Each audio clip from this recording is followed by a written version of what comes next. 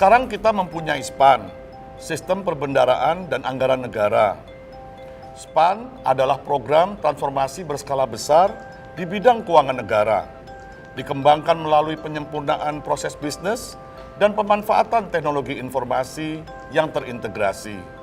Lebih jauh tentang SPAN akan dijelaskan oleh Miss Pan. Halo, saya Miss Pan. Berikut keunggulan dari SPAN. 1. Penyempurnaan pengelolaan keuangan negara.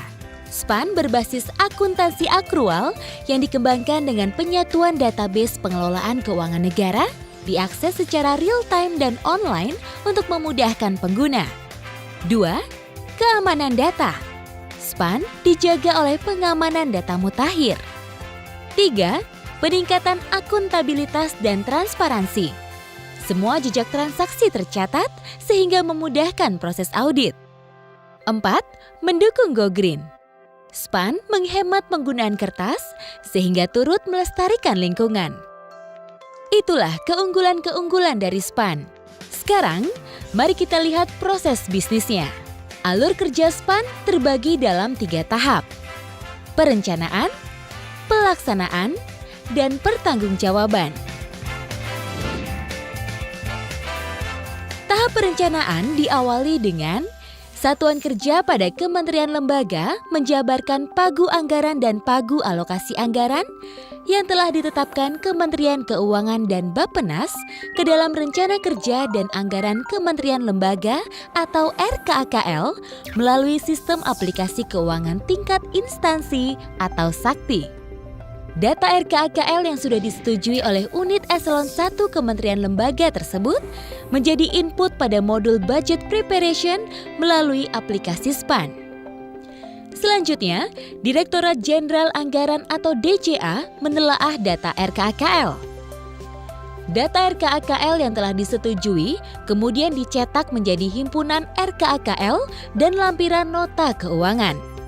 Kemudian, lampiran nota keuangan dan himpunan RKAKL disampaikan ke DPR bersama rancangan APBN dan rancangan Undang-Undang APBN untuk dilakukan pembahasan dan ditetapkan menjadi Undang-Undang APBN. Setelah Undang-Undang APBN ditetapkan, pemerintah menetapkan pagu alokasi anggaran. Berdasarkan pagu alokasi anggaran tersebut, data RKAKL disesuaikan oleh kementerian lembaga dan diserahkan ke DJA melalui aplikasi SAKTI. Pemerintah kemudian menyusun Kepres rincian APBN. Atas dasar Kepres tersebut dibuatlah daftar isian pelaksanaan anggaran atau DIPA melalui aplikasi SPAN. Data DIPA tersebut diakses oleh kementerian lembaga dan merupakan input bagi aplikasi SAKTI untuk proses pelaksanaan anggaran. Dengan adanya DIPA menjadi dasar bagi satuan kerja untuk mengadakan perikatan dengan pihak ketiga. Satuan kerja, dalam hal ini pejabat pembuat komitmen atau PPK, mengirimkan resume kontrak ke KPPN. Setelah melalui proses validasi dan verifikasi, KPPN akan menerbitkan nomor register supplier dan nomor register kontrak. Nomor register kontrak yang diperoleh dari KPPN akan diinput oleh satuan kerja ke dalam aplikasi SAKTI. Setelah mendapat tagihan dari pihak ketiga, satuan kerja, dalam hal ini PPK, akan membuat resume tagihan untuk disampaikan ke KPPN. Resume tagihan berfungsi sebagai perencanaan kas jangka pendek dan titik pengakuan beban dalam konteks akuntansi akrual. KPPN melakukan validasi, review, dan persetujuan terhadap resume tagihan untuk penerbitan nomor tagihan yang akan digunakan satuan kerja sebagai dasar pengajuan surat permintaan pembayaran atau SPP. SPP yang diajukan oleh PPK kepada petugas penandatanganan SPM diproses menjadi SPM dan disampaikan kepada KPPN.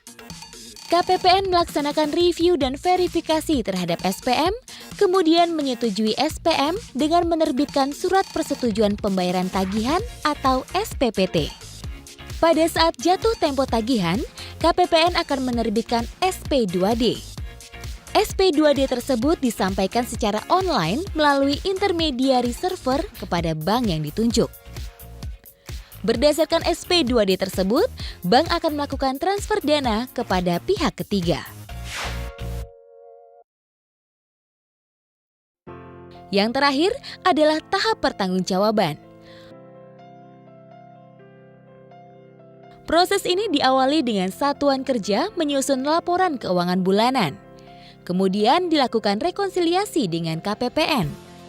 Dalam rangka implementasi akuntansi akrual, satuan kerja menyampaikan ADK yang berisi jurnal penyesuaian akrual. Setelah data sesuai, KPPN menerbitkan berita acara rekonsiliasi atau BAR. Secara berjenjang, Satker akan menyampaikan laporan keuangan hasil rekonsiliasi ke tingkat Kanwil, Kantor Pusat Eselon 1, dan Biro Keuangan Kementerian Lembaga melalui Sakti. Dengan single database, Kanwil Ditjen Perbendaharaan melakukan konfirmasi kepada Kanwil Kementerian Lembaga. Ditjen Perbendaharaan, dalam hal ini Direktorat Akuntansi dan Pelaporan Keuangan, juga melakukan konfirmasi kepada setiap Eselon 1 dan Biro Keuangan Kementerian Lembaga. Dari proses rekonsiliasi inilah akan dihasilkan laporan keuangan pemerintah pusat.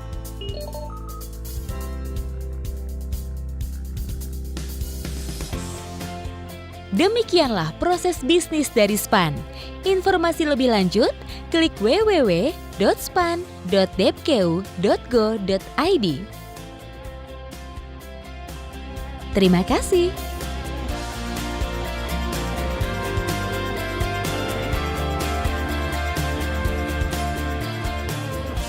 Implementasi SPAN adalah program transformasi berskala besar untuk pengelolaan keuangan yang lebih transparan, efisien, efektif, dan akuntabel. Ini adalah suatu pekerjaan besar, namun selama kita memiliki visi yang jelas, komitmen yang tinggi, serta kerjasama yang kuat, kami yakin implementasi SPAN akan sukses. Dunia Indonesia yang lebih baik.